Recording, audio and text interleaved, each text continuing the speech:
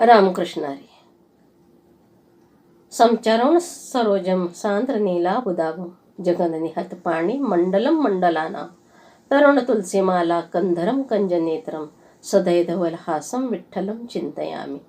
गुरुर्ब्रह्मा गुरुर्विष्णू गुरुर्देवो महेश्वरा गुरु साक्षात परब्रह्म तस्मै श्री गुरवे नमः.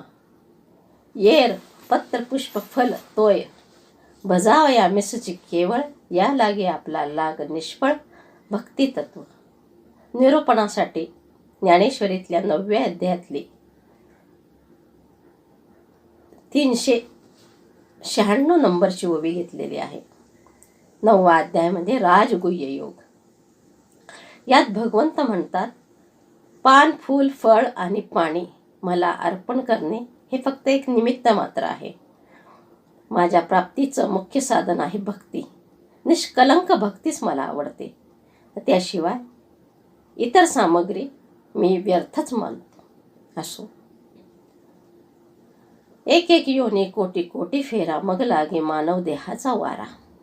84 लक्ष योनी, 4 खाणी आणि 3 गुणे या जीवसृष्टीमध्ये मनुष्य जन्माला अत्यंत महत्त्व आहे. मनुष्य जन्म सर्वश्रेष्ठ आहे, कारण याच देहाने मुक्तीची प्राप्ती होते, मोक्षाची प्राप्ती होते. नाहीतर हा जीव 84 लक्ष योनीच्या फेऱ्यात अडकतो. जेव्हा जीवाचं पाप आणि पुण्य समान होतं तेव्हा त्याला मनुष्य देहाची प्राप्ती होते. पाप पुण्य समान समी तै पावी जे कर्मभूमी. पाप जास्त झालं, पापाची मात्रा जास्त झाली तर हा जीव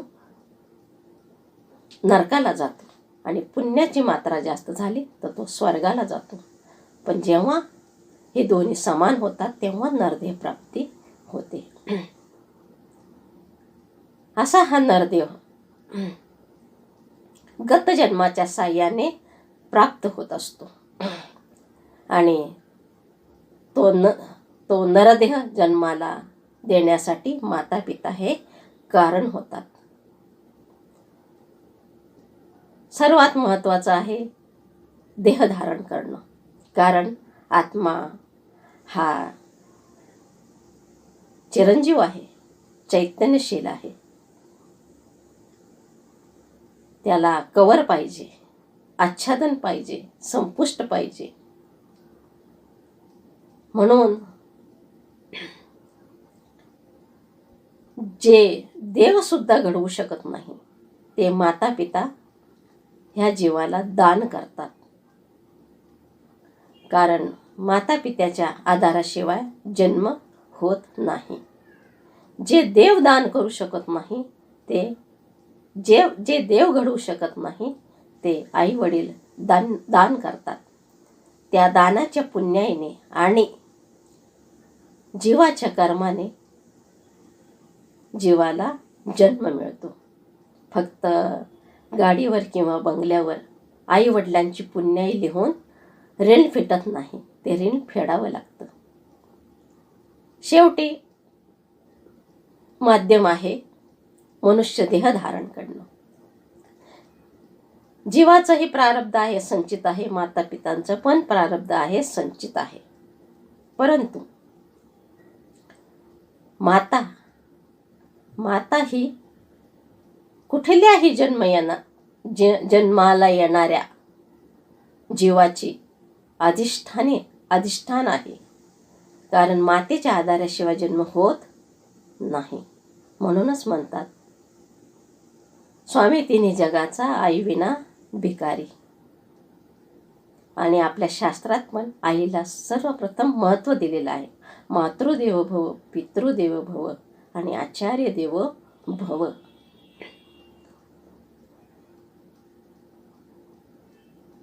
महत्त्वाचं त्यात आहे शरीर धारण करणं.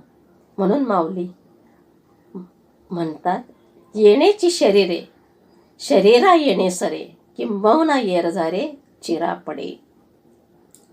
कारण ह्या नरदेहामध्ये येऊनच मुक्तीचा दरवाजा उघडतो. हा जीव हा भगवंताची प्राप्ती करू शकतो. शरीर उत्तम चांगले, शरीर सुखाचे घोसले, शरीर प्राप्त होय केले, शरीर साधले परब्रह्म. पशु का होय पन्या, नरका कुछ न होत, जो नर करणे करे तो नरका नारायण होय. मनुष्य देहाच्या साधने सच्चिदानंद पदवी घेणे. असा हा नरदेह.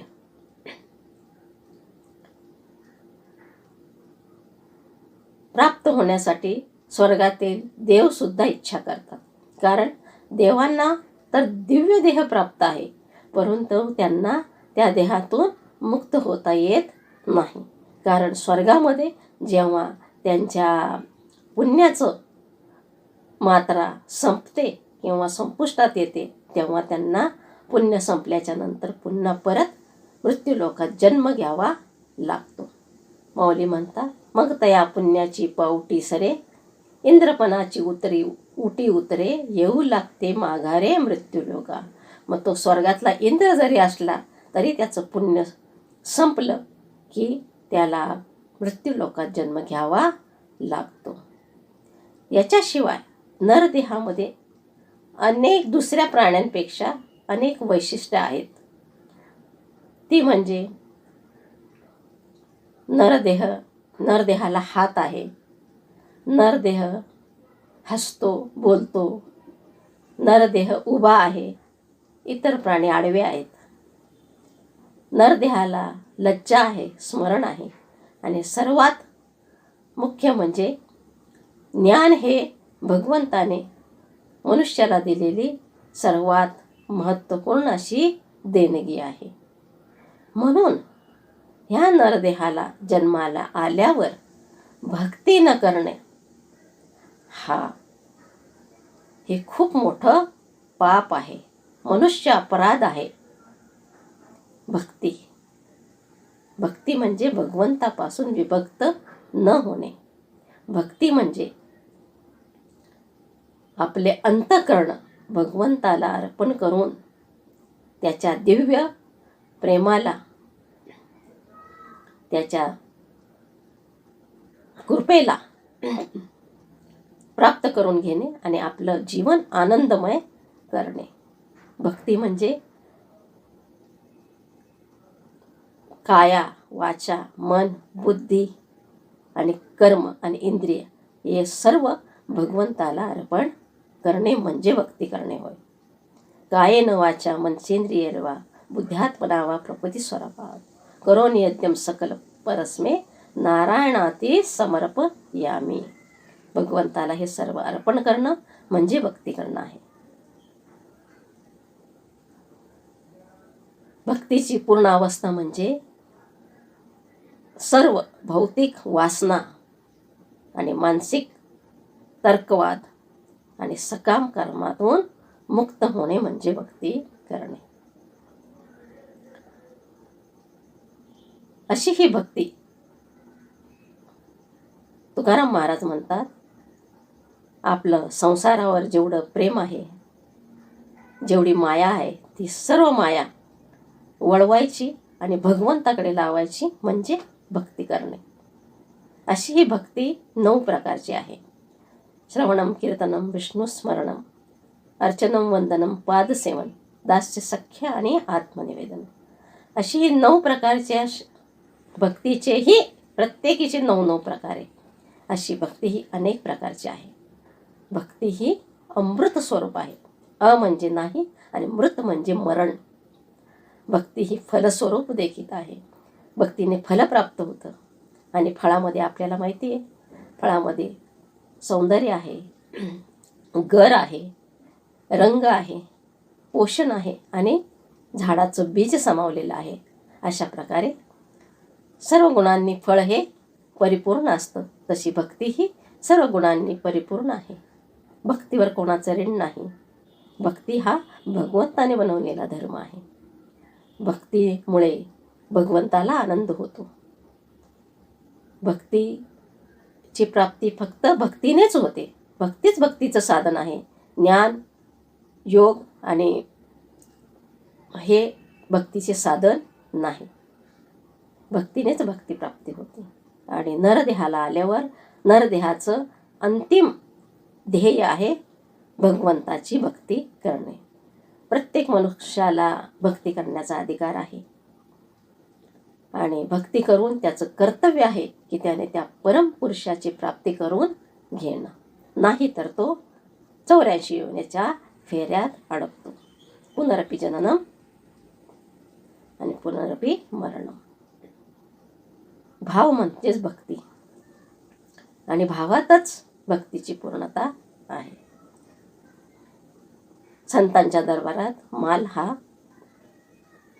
फुकट मिळतो, पण भगवंताच्या दरबारात भाव द्यावा लागतो. भाव तसा देव. भाव लाकडात, दगडात किंवा मातीच्या मूर्तीमध्ये नाही. भाव देव हा भावामध्ये आहे. असा हा भाव प्रत्येकाचा वेगळा वेगळा आहे. कोणाचा दास्य भाव आहे. हनुमंताने दास्य भक्ती केली, अर्जुनाने सख्य भक्ती केली.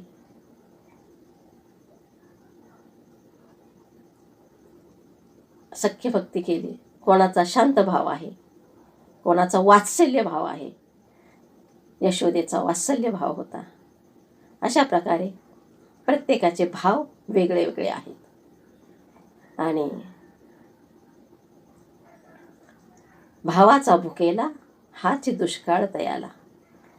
आणि भगवंताला आकडायचं असं तर भावाचं बळ हे सर्वश्रेष्ठ बळ आहे. जगात अनेक प्रकारचे बळ आहेत. शक्तीचं बळ आहे, संपत्तीचं बळ आहे, सत्तेचं बळ आहे, वैराग्याचं बळ आहे, तपाचं बळ आहे. पण सर्वश्रेष्ठ बळ म्हणजे भावबळ आहे. माऊली हरिपाठात म्हणतात, भावबळे आकळे येरवळी नाकळे. भावानेच भगवंत आकळला जातो. आणि भाव म्हणजे भगवंताला आपला करणं. देव माझा माझा माझा मी देवाचा. आणि भावाशिवाय देव कळत नाही. आणि एकदा आपला त्याच्यावर भाव बसला की त्याची आठवण काढावी लागत नाही. तो आपोआपच मनामध्ये येतो. जसा जसा आईचा जन्मलेल्या मुलावर आपला भावसंबंध असतो, तो निर्माण करायला लागत नाही, तो उपजतच असतो. असा हा भाव शुद्ध असायला पाहिजे. कारण भक्ती ही बुद्धीने होत नाही. त्याच्यासाठी शुद्ध भावाचीच गरज आहे.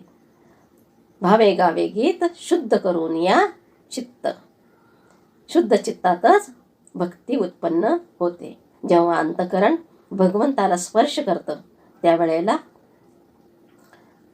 मन भगवन्मय होऊन जातं आणि भाव हा भक्तीत रूपांतरित होतो.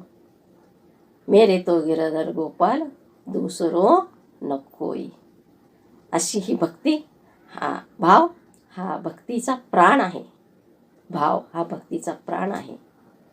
अशा प्रकारे भाव भक्तीचा आत्मा सुद्धा आहे. आणि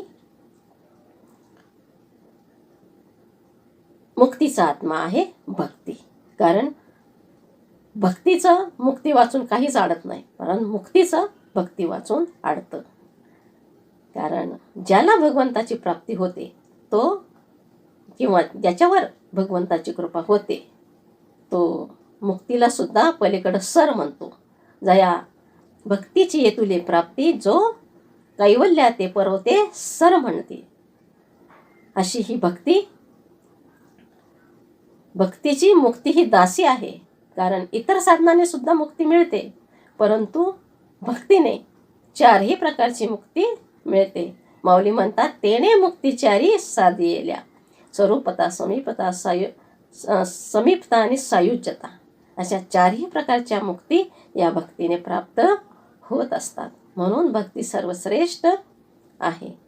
माऊली म्हणतात, देख मनुष्य जात सकळ, स्वभावता हे भजनशील. मनुष्य जन्माचा स्वभावच भजनशील आहे. कारण तो भगवंताचा अंश आहे. कारण प्रत्येकाचा आपल्या आत्म्यावर प्रेम आहेच आहे. अशा या भक्तीला भगवंत म्हणतात शरीराचे या गावा. माऊली म्हणतात, शरीराचे या गावा जया लागे आलो पांडवा. हा नरदेह, हा जीव हा शरीराच्या गावाला आलेला आहे. आणि शरीराच्या गावाला आल्यावर आयुष्याची वाटचाल करत असताना त्या जीवाला हरी नावाचा फाटा लागतो आणि त्याची जीवनाची गाडी ही हरीच्या फाट्याला वळलीच पाहिजे. जर त्याची गाडी हरीच्या फाटावर वळली नाही तर तो सरळ बापाच्या गावाला जाऊन पोहोचतो. म्हणून भक्ती सर्वश्रेष्ठ आहे. म्हणून माऊली म्हणतात, येर पत्र पुष्प फल तोय भजावयामी सची केवळ, या लागे आपला लाग निष्फळ भक्ती तत्व. भक्ती तत्व हे सर्वश्रेष्ठ आहे. मी भक्ताचा भाव बघत असतो, इतर सामुग्रीकडे मी लक्ष देत नाही. आता पत्र म्हणजे पान. आपल्याला सगळ्यांना माहिती आहे, विष्णूला तुळस अर्पण करतात, शंकराला बेल, गणपतीला दुर्वा. पान अर्पण करायचं म्हणजे पान हे झाडाची पानं ही उन्हात उभी राहतात आणि सर्वांना सावली देतात. म्हणजे ती पान ही त्यागाचं प्रतीक आहे. आणि भगवंत म्हणतात, ते कुठल्याही झाडाचं पान जर मला भक्तिभावाने अर्पण केलं तर मी त्याचा देठसुद्धा तोडत नाही, तसाच भक्तिभावाने अर्पण केलेलं पान खाऊनच टाकतो. आता दुसरं आहे पत्र पुष्प. पुष्प म्हणजे फूल. आपल्याला माहिती आहे, फुलामध्ये रंग आहे, मकरंद आहे, सुगंध आहे. असं हे जीवनाचं फूल भगवंताला अर्पण करणे म्हणजे आपल्या सकाम कर्माच्या सुगंधाने आपलं जीवन सुगंधित करून ते जीवन फूल भगवंताला अर्पण करणे म्हणजे भगवंताला फूल अर्पण करणे. आपल्याला सगळ्यांना माहिती, गजेंद्राचा पाय मगरीने धरला होता. 1000 वर्ष गजेंद्र मगरीशी लढत होता, परंतु शेवटी स्वसामर्थ्य काही त्याचं चाललं नाही. तो थकला आणि त्याने सरोवरातलं एक कमळ सोंडेने तोडलं आणि आर्त स्वराने भगवंताला हाक मारली आणि ते फूल भगवंताला वाहिलं. भगवंत त्वरित आले आणि गजेंद्राचा पाय मगरीच्या तोंडातून सोडवला आणि त्याला सलोकता मुक्ती दिली. त्याला आपल्याबरोबर वैकुंठाला नेलं. पत्र, पुष्प आणि फळ आणि पाणी. पाणी म्हणजे जीवन. आणि पाणी भगवंताला अर्पण करणे म्हणजे आपलं जीवन रसमय करून भक्तीच्या रसात बुडवून भगवंताला अर्पण करणे. पाणी अर्पण करणे, फूल अर्पण करणे, फुलाच्या रंगात रंगून जाऊन, भक्तीच्या रंगात रंगून जाऊन भगवंताला ते फूल, ते पाणी, ते पान अर्पण करणे. अवघा रंग एक झाला, रंगी रंगला श्रीरंग. फळ अर्पण करणे. फळ म्हणजे आपलं कर्मफळ भगवंताला अर्पण करणे. गीतेमध्ये भगवंत म्हणतात, कर्मण्येवाधिकारस्ते मा फलेषु कदाचन. तू कर्म कर, परंतु ते कर्माचं फळ मला अर्पण कर, त्याची अपेक्षा धरू नको. अशा प्रकारे भगवंत भक्तिभावाने अर्पण केलेले पान, फूल, फळ, पाणी अर्पण केलेलं भगवंत त्याचा स्वीकार करतो. उच्च नीच काही नेणे भगवंत, तिष्ठे भाव भक्ती देखून या. विदुराच्या कन्या, तुकाराम महाराजांच्या कन्या, सुदामाचे पोहे, याच्यामध्ये कुठला एव्हरेस्टचा, सुहानाचा, चायनीजचा मसाला नव्हता, भावाचा मसाला होता. आणि त्या भावानेच भगवंत आपला होतो. शबरीची बोरं, शबरीने उष्टीच बोरं भगवंताला दिली, पण त्याच्या मागे भाव होता. शबरी ही दंडकारण्यामध्ये राहणारी भिल्लाची मुलगी होती. पूर्वी बालविवाहाची प्रथा होती आणि शबरी 6-7 वर्षाची असेल तर तिच्या वडिलांनी तिचा विवाह ठरवला आणि लग्नासाठी त्यांनी बोकडाचा बेत केला आणि त्याच्यासाठी त्यांनी बरेचसे बोकड आणून ठेवले होते. जेव्हा शबरीला माहिती पडलं की उद्या आपलं लग्न आहे आणि लग्नात या निष्पाप जीवांचा बळी जाणार आहे, शबरीने ती सर्व बोकड सोडून दिली आणि स्वतःही आई वडिलांना न सांगता त्यांचा निरोप घेतला आणि दूर लांब जंगलामध्ये निघून गेले. चालता चालता शबरी मातंग ऋषींच्या आश्रमात पोहोचले. मातंग ऋषींनी शबरीला आश्रय दिला. इतर सर्व ऋषींनी शबरीवर बहिष्कार टाकला. आता शबरी मातंग ऋषींच्या आश्रमात राहू लागली. शबरी रोज सकाळी उठून नदीवर जात असे. अंघोळ करून स्वच्छ पाणी ऋषींसाठी पूजेसाठी घेऊन येत असे. पूजेची तयारी करणं, झाडलोट करणं, रांगोळी घालणं हे सर्व प्रकार करून ती मातंग ऋषींची सेवा अत्यंत निष्ठेने करत होती. शबरी निष्ठावंत होती, श्रद्धाळू होती आणि तिची मातंग ऋषींवर निष्ठा सुद्धा होती आणि त्याच्यामुळे मातंग ऋषी सुद्धा तिच्यावर प्रसन्न होते. काही काळानंतर मातंग ऋषी हे निजधामाला जाण्यास निघाले. शबरी रडू लागले. तेव्हा मातंग ऋषींनी शबरीला सांगितलं, शबरी, तू इथे माझ्या आश्रमातच राहा. अयोध्येला दशरथ राजाच्या घरी श्रीराम प्रभूचा जन्म, भगवंताचा जन्म झालेला आहे आणि श्रीराम प्रभू एक दिवस अवश्य इथे येतील.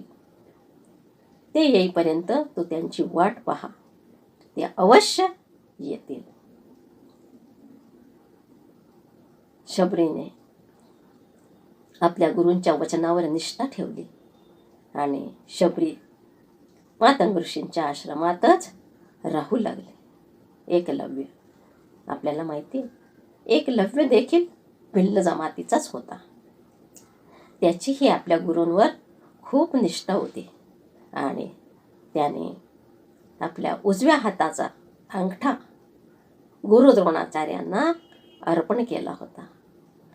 म्हणून आजही देखील भिल्ल जमातीमध्ये बाणाला, धनुष्याला बाण लावताना उजव्या हाताचा अंगठा वापरला जात नाही. ही आहे गुरु निष्ठा आणि शबरी देखील आपल्या गुरूंवर निष्ठा ठेवून आश्रमात राहू लागली. रोज सकाळी नदीवर जाऊन आंघोळ करून श्रीरामासाठी स्वच्छ पाणी आणणं, झाडलोट करणं, रांगोळी काढणं आणि भगवंताचं नामस्मरण करत रामाची वाट बघणं. अशा प्रकारे त्या घनदाट जंगलामध्ये शबरी ऊन, वारा, पाऊस कशाची पर्वा न करता रामाचं चिंतन करत रामाची वाट पाहू लागली. शबरी किती आतुरतेने वाट पाहत होती भगवंताची. जराशी कोणाची चाहूल लागली, श्वापद आले, श्वापदांच्या पायांचा आवाज झाला, पाला पाचोळ्याचा आवाज झाला, तर शबरी धावतच आश्रमाच्या बाहेर येऊन रामाची वाट पाहायची. परंतु निराशा तिच्या पदरी पडत असे. अशा प्रकारे अत्यंत आतुरतेने शबरी रामाची वाट पाहत होती. शबरी 10-12 वर्षाची झाली. शबरीला पातुकलीचा खेळ नव्हता, सवंगडी नव्हते, शाळा नव्हती, कुठली पुस्तकं नव्हती. फक्त न फक्त होती रामाची वाट पाहणं. अशा प्रकारे होता होता शबरी 15-16 वर्षाची झाली. तरुणपणाची चाहूल लागली. 16वं वरीस धोक्याचं असं म्हणतात. परंतु 16वं वर्ष म्हणजे 16वं वर्ष म्हणजे बालपण आणि तरुणपणाचा उंबरठा. आणि या उंबरठ्यावर जर योग्य साधन आणि मार्ग मिळाला तर हे वय धोक्याचं नसून मोक्याचं आहे. बरं, शबरीला कोणी नव्हतं. एकटीच ती भगवंताची वाट पाहत होती, रामाची वाट पाहत होती. असे बरेच दिवस निघून गेले.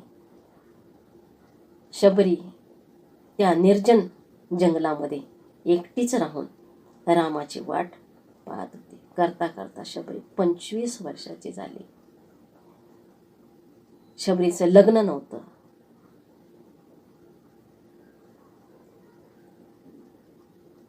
मुलबाळ नव्हतं. सुखी संसाराचं स्वप्न नव्हतं. ढिगभर कपडे नव्हते. आरशात बघायला आरसा नव्हता. नटणं नव्हतं, मुरडणं नव्हतं.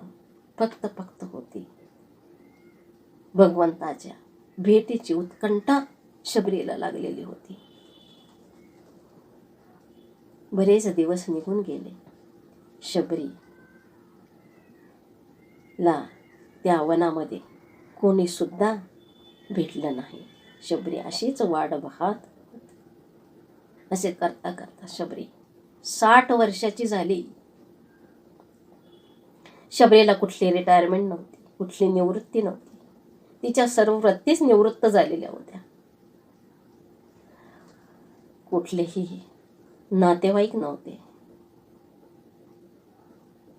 नातवंड नव्हती, पतवंड नव्हती. फक्त होता चिमण्यांचा, पक्ष्यांचा किलकिलाट आणि भेदरणारा श्वापदांचा आवाज. आता शबरीला भगवंताच्या भेटीची आस लागली. भेटी लागे जीवा लागलीस्या आस, पाहे वाट रात्रंदिवस भगवंता तुझी.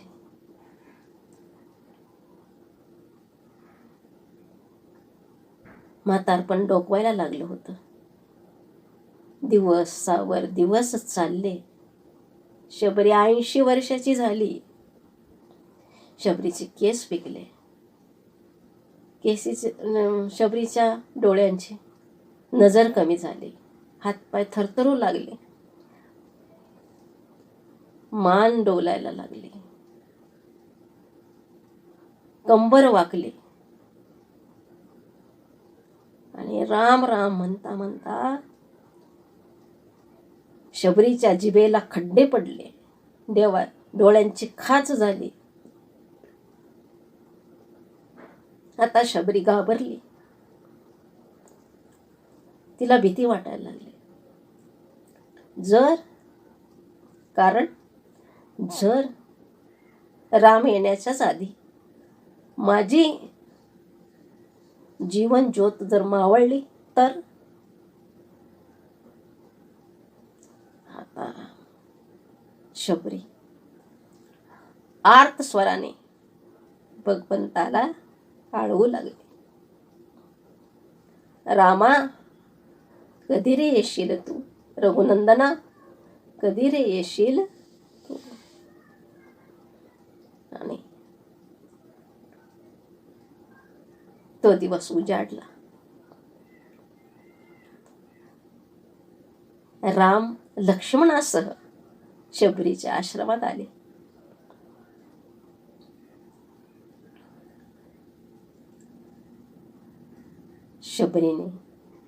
रामाने शबरीला आलिंगन दिलं. आलिंगन घडे मोक्ष सायुज्यता जोडे. शबरीने अश्रूंनी रामाचे चरण धुतले. रामाचे चरण 3 वेळा धुतले गेले. पहिले जनक राजाने रामाचे चरण धुतले. दुसरे केवटाने रामाचे चरण धुतले. आणि तिसरे शबरीने अश्रूंनी रामाचे चरण धुतले. शबरीने आज शबरी रोज भगवंतासाठी जंगलातून फळं तोडून आणून ठेवत होती, ताजी फळं आणून ठेवत होती. आज शबरीने भगवंतासाठी बोरे आणली होती, पण ती बोरे तिने दाताने चाखून गोड गोड बोरं द्रोण भरून भगवंतासाठी रामासाठी आणली होती. तिने रामाला बोरं खायला दिली. रामाने बोर खाल्लं आणि विचारलं, शबरी, ही बोरं पक्ष्यांनी खाल्लेली आहे का? शबरी म्हणाली, नाही, मीच माझ्या दातांनी चाखून चाखून गोड गोड बोरे तुमच्यासाठी आणून. हे ऐकून भगवंत आणखीनच प्रेमाने ती बोरं खाऊ लागले. कारण घेतो अंतरीची गोडी, बाहेर जोडी भावाची. त्या बोराच्या मागे शबरीचा भाव भगवंताने बघितला आणि देवती उष्टी बोरं शबरीची खाऊ लागली. लक्ष्मणाने बोरं खाल्ली नाही. आता शबरी कृतकृत्य झालेली होती. तिची इच्छा पूर्ण झाली होती. भगवान रामांची आणि शबरीची एक नजर झाली आणि शबरीच्या देहामध्ये अग्नी प्रकट झाला आणि शबरीचा देह भगवंतामध्ये विलीन झाला. अशा प्रकारे शबरीला रामाने सायुज्यता मुक्ती दिली. धन्य आहे ती शबरी, जिने भगवंताची वाट पाहिली. ते त्रेतायुग होते, आता कलियुग आहे. आता भगवंताची वाट भक्त बघत नाही, आता भगवंत भक्तांची वाट बघतोय. आपल्याला सगळ्यांना माहिती, योगी 28 कमरेवर हात ठेवून उतावळे होऊन भगवंत पंढरपुरात आपल्या सगळ्यांची वाट पाहत आहे. मग जायचं ना पंढरीला भेटायला. विठ्ठल ठल ठल ठल ठल ठल ठल ठल.